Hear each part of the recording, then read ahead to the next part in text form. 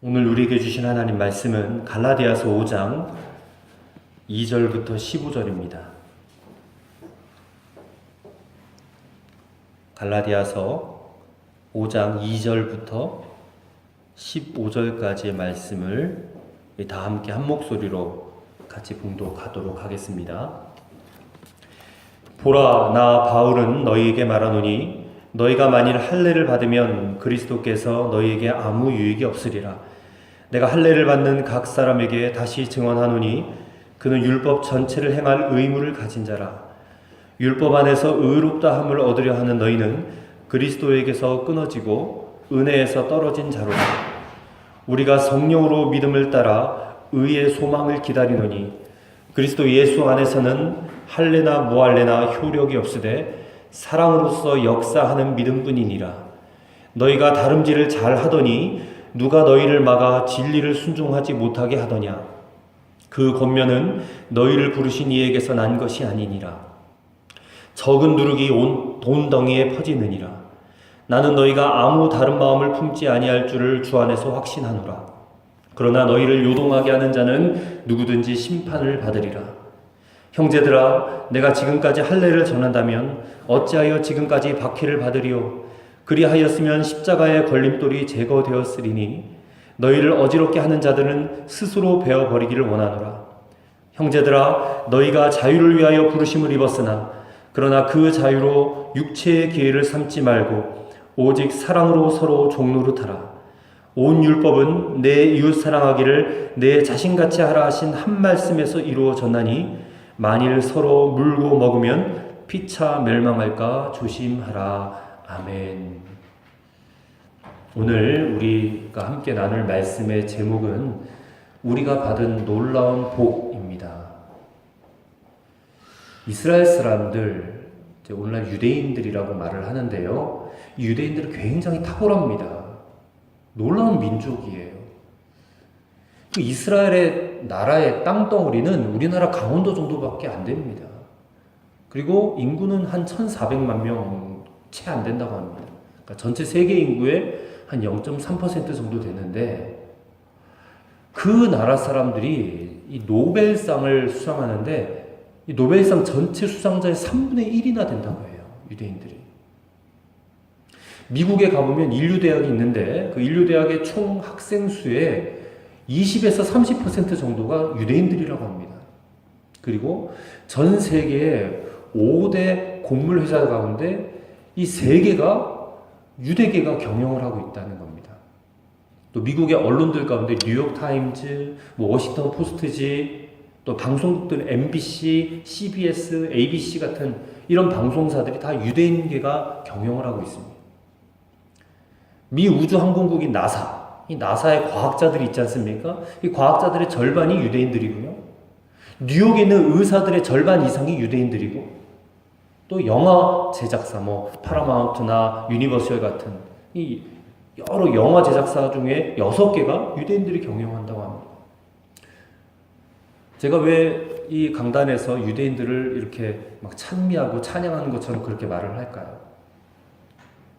그들이 대성할 수 있었던 이유는 하나님의 율법을 철저하게 지키며 살았기 때문에 그렇습니다. 사실 우리나라 사람들에게는 교통질서 하나 제대로 지키게 하는 것도 얼마나 어렵습니까? 근데 유대인들은 지난 2000년 동안 나라도 없이 땅도 없이 전 세계에 흩어져 살면서도 그들은 하나님의 율법을 철저하게 지키며 살았다는 것입니다. 이 보통 민족이 아니에요. 그런 자세로 하나님을 믿으면 반드시 이와 같은 복을 받게 마련인 것 같습니다. 바울 당시에 이 갈라디아 교회 교인들 입장에서 생각해 보면 이렇게 율법을 잘 지키고 철저하게 지키는 유대인들을 보면서 이 자극을 받지 않겠습니까? 자극 받을 만했을 겁니다. 그래서 갈라디아 교인들이 야, 하나님의 율법을 저렇게 철저하게 지키니까 저런 복을 받았겠구나. 그러니 우리도 저렇게 하나님을 믿어야 되지 않겠는가? 율법도 철저하게 지키고 할례도 꼭 받아야 되고 이렇게 흔들렸다는 것입니다. 그러나 여러분, 우리는 분명히 깨달아 알아야 됩니다. 왜 하나님이 율법 대신에 복음을 주셨겠는가? 복음을. 구약성경의 에스겔서 36장 26절과 27절에 너무나도 놀라운 예언의 말씀이 나옵니다. 들어보세요. 또 새 영을 너희 속에 두고 새 마음을 너희에게 주되 너희 육신에서 굳은 마음을 제거하고 부드러운 마음을 줄 것이며 또 내 영을 너희 속에 두어 너희로 내 율례를 행하게 하리니 너희가 내 규례를 지켜 행할지라 했습니다. 이 말씀이 우리에게 알려주는 교훈이 뭐냐면 이제 율법의 시대는 끝났고 성령의 시대가 올 것이다 라는 그런 말씀입니다. 근데 이 예언의 말씀이 언제 성취되었느냐? 오순절에 마가의 다락방에서 거기에 120명의 제자들이 간절하게 하나님 앞에 기도하고 있었는데 거기에 성령이 부어졌어요. 그래서 오늘 우리에게 이르기까지 이 성령의 시대가 활짝 열려진 것입니다. 그래서 오늘 우리는 유대인들처럼 율법을 지키고 하나님을 섬기는 시대가 아닙니다. 우리는 성령의 시대가 열렸기 때문에 성령을 모시고 그 성령의 인도를 받아서 하나님을 섬기는 시대에 들어와 있는 것입니다. 우리가 전하는 복음이 무엇입니까? 누구든지 예수 그리스도를 믿고 죄 사함을 받으라. 그러면 누구든지 그 마음속에 성령을 받으리라. 이 성령이 들어오시면 우리와 함께 거하시고 영원토록 우리와 동행하시고 우리를 인도하여 주신다는 것입니다. 이게 복음이에요. 오늘 이 자리에 계신 저와 여러분들이 이 모든 일들이 우리에게 다 이루어진 사건들입니다. 여러분 이것이 얼마나 놀라운 일인지 깨달으셔야 돼요. 여러분 보세요. 이 성경은 무엇으로 쓰여졌습니까? 이게 사람이 쓴 게 아닙니다. 이거는 성령의 감동으로 쓰여진 것입니다. 성령께서 저자예요. 그리고 율법은 유대인들이 그렇게 목숨 걸고 지키는 율법은 바로 이 성경 속에 들어가 있습니다. 그렇다면 하나님께서 주시는 그 율법을 잘 지키며 사는 사람하고 이 성경을 쓰신 율법을 쓰신 성령을 모시고 성령의 인도를 받는 사람하고 누가 더 하나님의 말씀을 더 잘 지킬 수 있겠습니까? 당연히 성령님을 모시고 사는 사람들이 더 잘 지킬 수가 있는 거예요. 우리는 유대인들을 보고 놀랍니다. 어떻게 저렇게 하나님의 놀라운 복을 받을 수 있을까? 근데 유대인들은 단지 하나님의 율법만 가지고 있었습니다. 근데 우리는 하나님의 율법뿐만 아니라 그 율법을 쓰시는 성령님도 함께 우리가 모시고 있는 거예요. 그렇다면 유대인들이 우리 기독교인들을 보면서 야, 당신들은 정말 대단합니다. 놀랍습니다. 이렇게 돼야 정상 아니겠느냐 말입니다. 이건 지극히 당연한 일입니다. 그런데 현실은 어떻습니까? 우리 기독교인들이, 크리스찬들이 여전히 유대인들을 보면서 부러워하고 유대인들이 받은 복을 우리가 받지 못한 것 때문에 안타까워하고 있는 그런 실정이에요. 그러나 우리가 분명히 알아야 된다는 것입니다. 유대인들이 받은 복보다 우리가 받은 복이 훨씬 더 크다는 사실을 알아야 됩니다. 우리가 그 사실을 알지 못하고 믿지 못하면 우리는 너무나도 놀라운 복음을 가지고서도 평생 유대인들만 부러워하다가 유대인들의 그 율법주의에 우리가 빠지고 마는 것입니다. 그렇다면 오늘 이 본문의 말씀을 통해서 우리에게 주시는 놀라운 진리가 무엇인가 몇 가지로 우리가 함께 살펴보고자 합니다. 첫째로 우리가 하나님으로부터 받은 복은 진짜 복은 성령님이라는 겁니다. 성령님. 물론 율법도 하나님이 주셨어요. 율법을 주신 목적은 그 율법을 다 지켜서 행하라. 그런 게 아닙니다, 여러분. 유대인들조차 그 율법을 철저하게 지킨다고 하는 유대인들조차 율법을 완벽하게 지키는 사람은 단 한 사람도 없습니다. 왜냐하면 율법은 단 한 가지라도 어기면 다 어긴 것과 같기 때문에 그래요.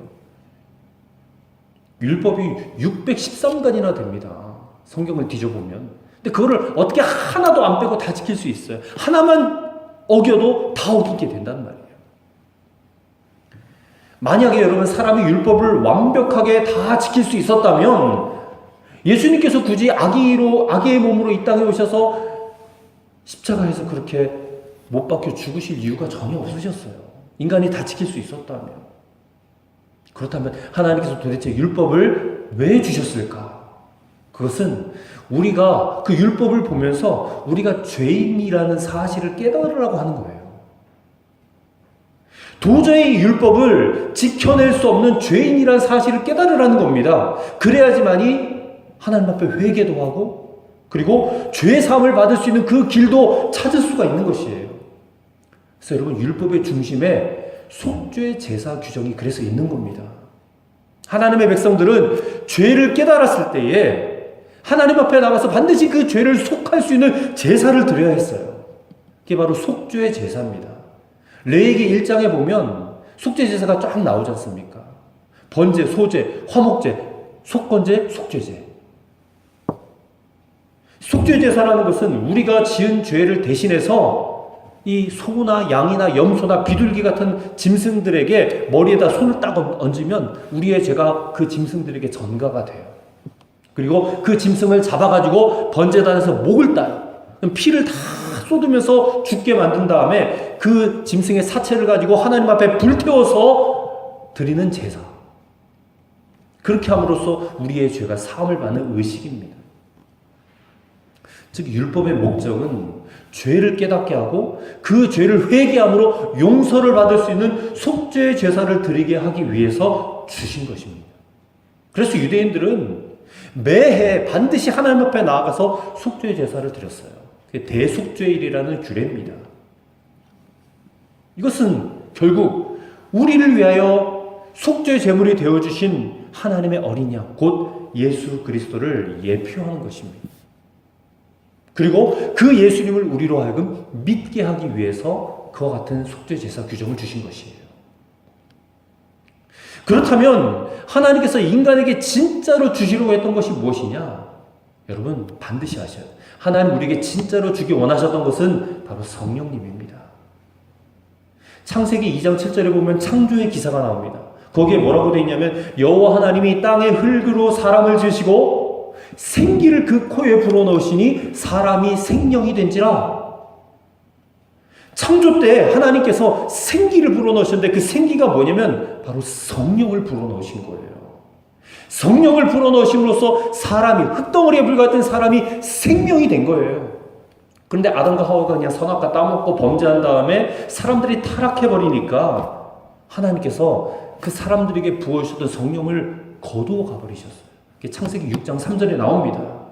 여호와께서 이르시되 나의 영이 영원히 사람과 함께하지 아니하리니 이는 그들이 육신이 됨이라. 그냥 흙으로 돌아가 버렸다는 겁니다. 성령을 거두어 가셨어요. 그래서 하나님이 사람들로부터 성령을 거두어 가니까 이 세상 사람들이 하나님이 안 계신 줄 아는 거예요. 여기에 하나님의 답답함인 거예요. 답답함이. 하나님의 마음은 언제나 사람들에게 다시금 성령을 보내주시는 거예요. 불어넣으시는 거예요. 근데 그것이 오순절 마가의 다락방에 이루어졌고 오늘 이 시대를 살아가는 믿는 자들에게 이루어진 일이라는 겁니다. 예수님이 온 인류의 죄를 대신해서 십자가에 죽으시고 온 인류의 속죄제물이 되어서 우리에게 성령을 보내주신 거예요. 성령님이 오늘 저와 여러분 안에 계십니다. 그렇기 때문에 오늘 저와 여러분이 이 자리에 모여 있는 거예요. 주일날 교회에 와서 예배를 드려야 된다는 마음을 누가 주시는 겁니까? 우리 안에 계신 성령님이 주시는 것이에요.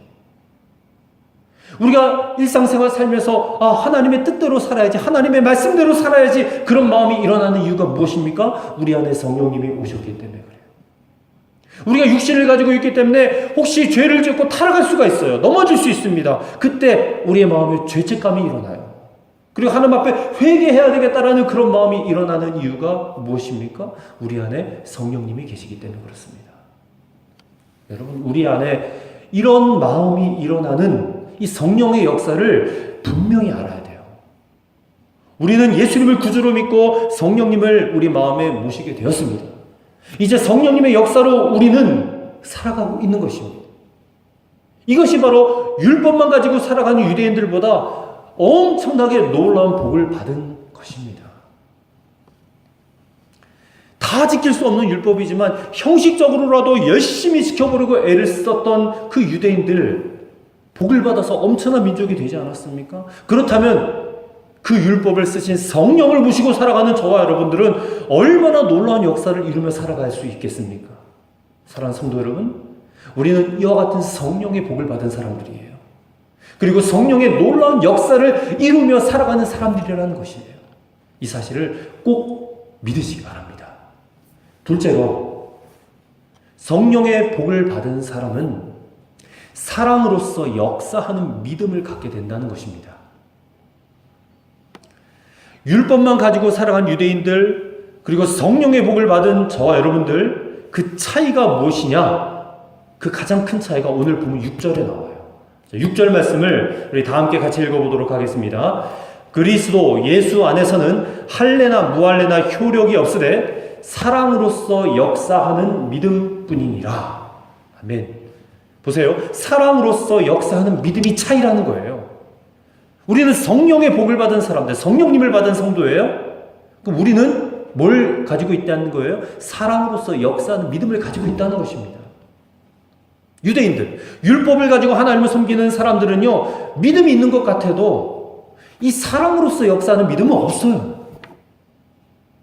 이거를 보고 어떤 사람이 율법을 가지고 하나님을 믿는 사람인지 아니면 성령의 복을 받아 하나님을 믿는 사람인지 그 차이가 나는 것입니다. 물론 율법주의로 신앙생활하는 사람들도 열심이라는 게 참 대단해요. 그래서 열심만 보고는 참 믿음 좋은 것으로 보이지만 실상 그들의 속은 사람들의 눈을 의식해요. 그렇기 때문에 그 속사람 평안함이 없습니다. 기쁨도 없어요. 이게 바로 율법주의의 치명적인 약점입니다. 그래서 교회 가서 교회 생활 열심히 하시는 분들을 보면 이 사람이 성령의 복을 받아서 저렇게 열심히 하는 건지 아니면 율법주의에 빠져서 저렇게 열심히 하는 것인지 사실 구분하기가 쉽지가 않습니다. 왜냐하면 율법 지켜야 된다는 그 두려움이 열심으로 나타나는 경우가 많기 때문에 그래요. 제가 몇 차례 언급했습니다. 주일 안 지키면 벌 받을 것 같아서 주일 지키고 11조 헌금하지 않으면 벌 받을 것 같아서 11조 헌금하고 전도하지 않으면 내가 지옥에 떨어질 것 같아서 전도하고 열심히 지켜야 될 거 다 지키지만 마음에 평안도 하나도 없고 기쁨도 하나도 없어요. 항상 율법 지키듯이 신앙생활 하기 때문에 열심히 믿긴 하지만 평안도 기쁨도 없는 겁니다. 그리고 율법주의에 빠져서 신앙생활하는 사람들은요, 사실상 하나님과 교제가 끊어졌어요. 그렇기 때문에 하나님이 주시는 평안, 위로, 기쁨이 그 사람에게는 없는 겁니다. 근데 그런 사람들이 어디서 위로를 받는지 아십니까? 어디서 위안을 받는지 아세요? 바로 주변 사람들의 칭찬과 인정, 거기에 위안을 받는 겁니다. 그래서 언제나 자기를 드러내기를 좋아해요.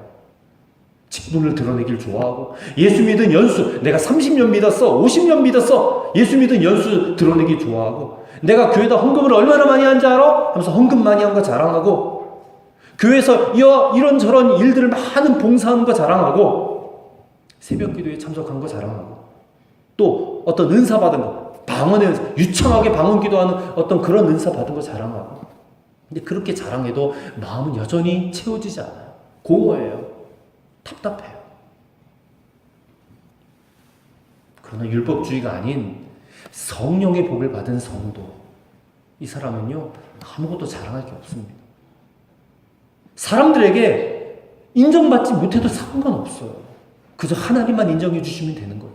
성령님만 알아주시면 대만족인 것이에요.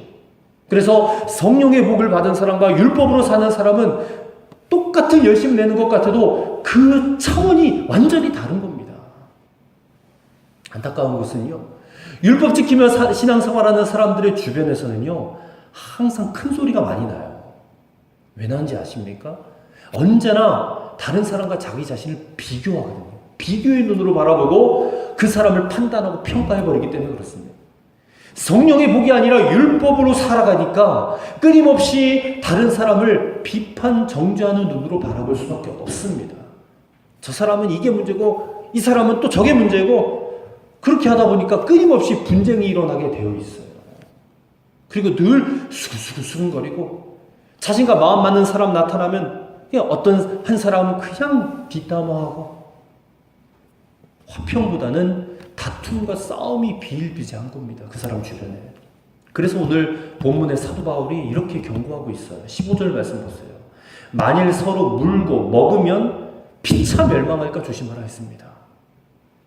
여러분 가정 안에서 부부 사이나 가족들 사이에 큰 소리가 나고 또 교회 안에서 성도들 간에 끊임없이 다투고 큰 소리가 나는 일들이 생겨난다면 그건 우리 자신도 모르게 율법에 매여 신앙생활하고 있는 증거입니다.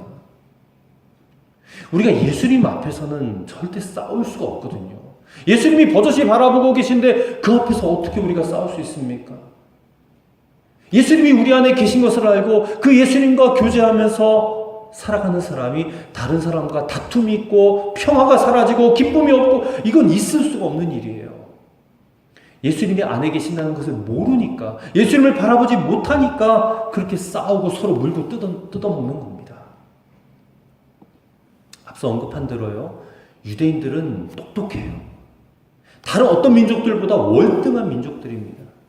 그리고 그들이 지금 누리고 있는 그 부와 명예를 보면요. 한편으로는 부럽기도 해요.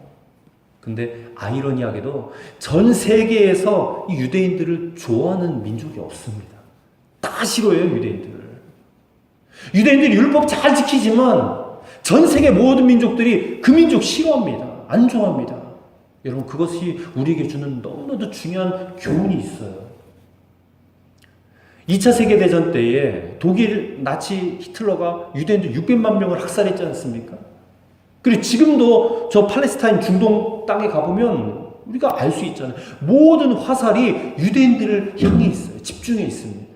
중동에 있는 모든 나라들이요, 똘똘 뭉쳐가지고 저 유대인들을 공격하려고 혈안이 되어 있습니다.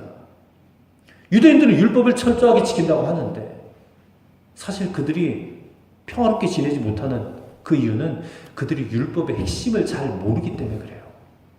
율법의 핵심이 무엇인지 아십니까? 14절 말씀 보세요. 14절.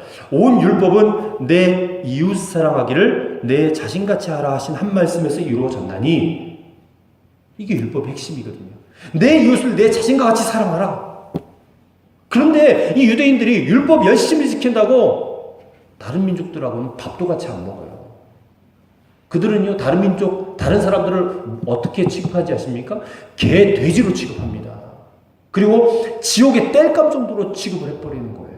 그러니 누가 이 유대인들을 좋아하겠냐는 거예요.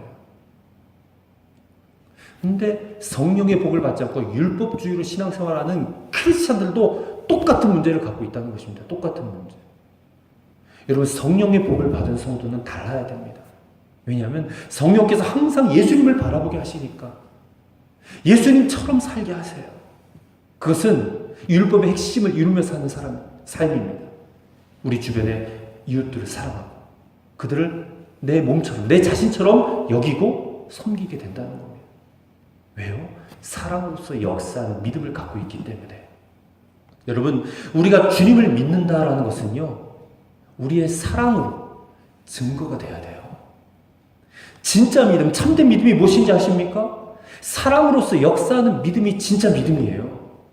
믿음은 율법의 핵심인 사랑을 절대 배제하지 않습니다. 배제하지 않는 정도가 아니라 우리가 주님을 진짜 믿는다면 반드시 사랑의 행위로 나타나야 된다는 것입니다. 여러분, 사랑이 구원의 조건은 아니에요. 사랑해야지만이 우리가 구원받을 수 있다, 그런 건 아닙니다. 그러나 우리가 정말 구원받은 사람이라면, 즉 성령의 복을 받은 사람이라면 사랑하게 되어 있습니다. 사랑은 구원받은 사람의 증거입니다.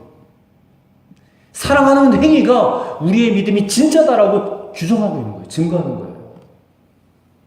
오늘 저와 여러분이 성령의 복을 받은 믿음의 사람들입니다. 그렇게 우리는 절대 세상과 똑같이 살 수 없습니다. 세상 사람들이 어떤 사람을 차별하고 어떤 사람들에 대해서 판단하고 정죄한다 할지라도 나는 그렇게 살 수 없는 거예요.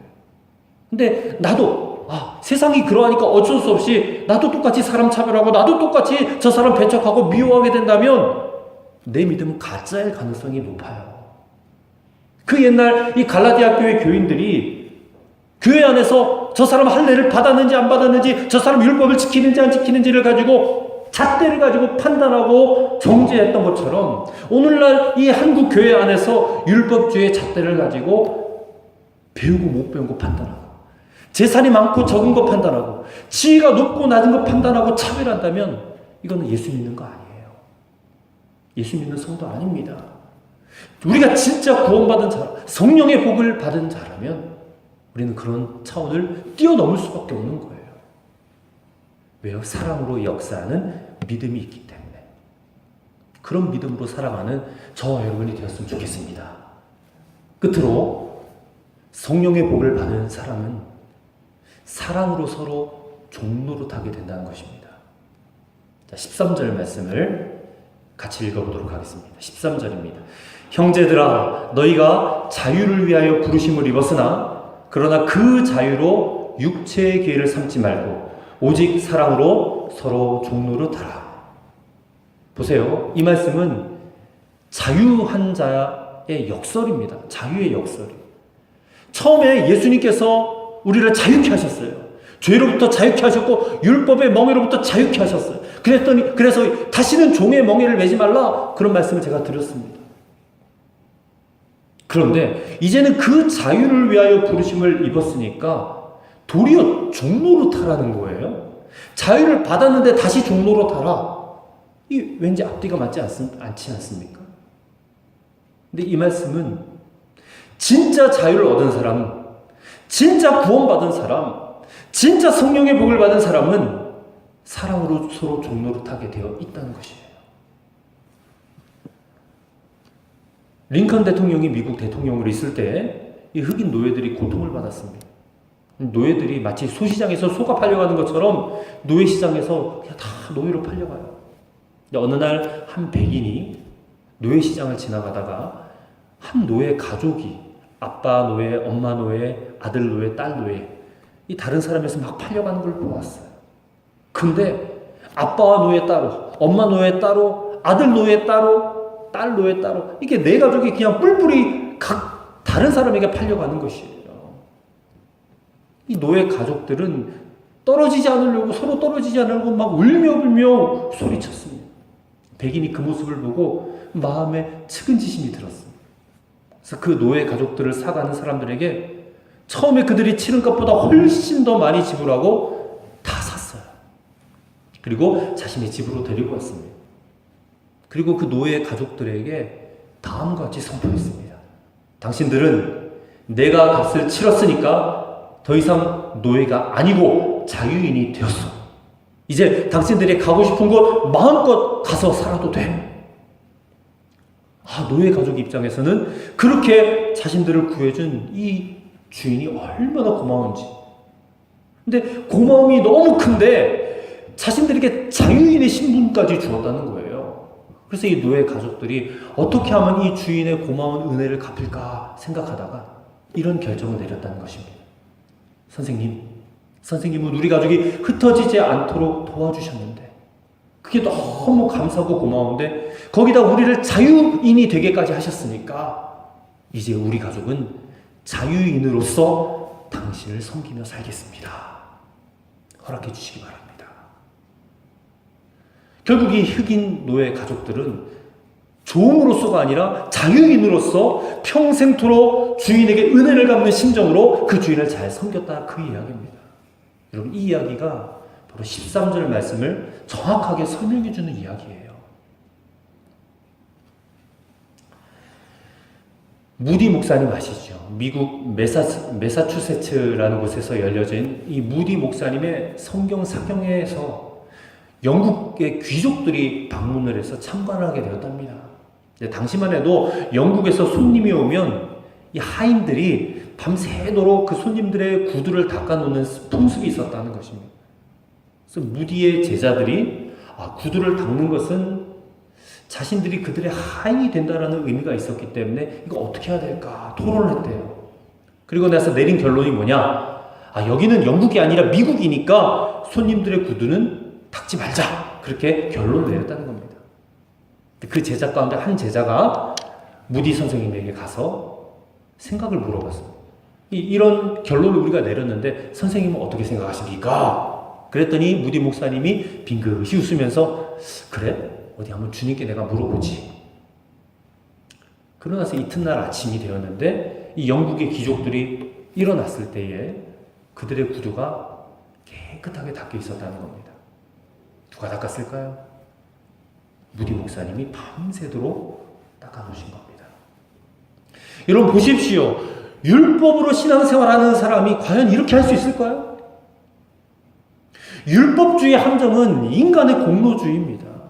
인간의 공로주의 그 핵심은 뭐냐? 자기 자랑과 그리고 다른 사람 판단하고 정죄하는 거라고 이미 밝혀드렸어요. 율법으로 신앙생활하는 사람들의 문제는 자기를 드러내는 것이고 그리고 다른 사람을 판단하는 겁니다. 자기와 같지 않다고.